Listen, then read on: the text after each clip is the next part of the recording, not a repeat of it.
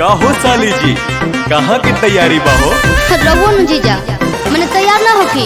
ओहो बुझ गई नी मनबू ना सो। हाँ जी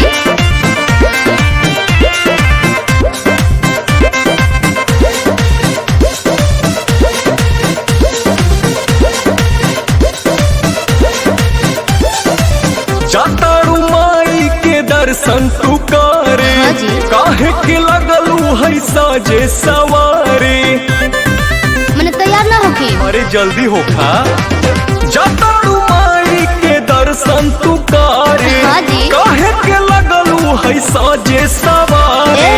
रील बनी मंदिर के गेट पर जीजा। अच्छा वीडियो बना के डालब नेट पर जीजा। ओके। बुलेट पर जीजा का? बुलेट पर जीजा बोला ले चले घुमावे बुलेट पर जीजा। जरूर हो। बुलेट पर जीजा बुलेट पर जीजा ले चले घुमावे बुलेट पर जीजा। बुझनी हम सब बुझतानी।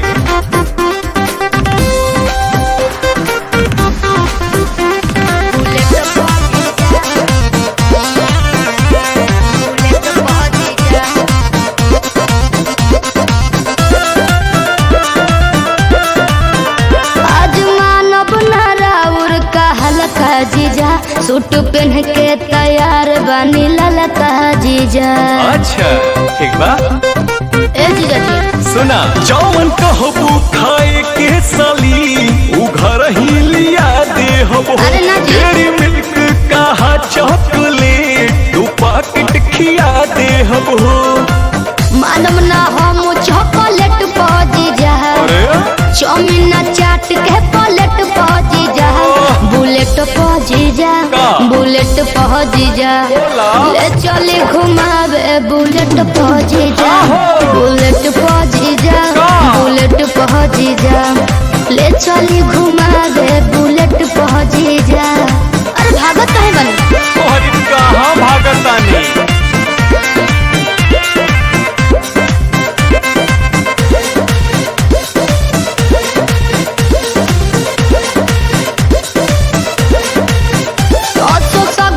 पंडाल में घुमा दी जी। हाँ। जीजा बिमल से श्रद्धा पूरा दी जी। ठीक बनू फिर कुछ ना कहो। अच्छा सुना जयबू माई के दर्शन करे की का वीडियो बनावे जाइबू। माना बतिया बिना पांडे के का मोबाइल भूलावे जाइबू।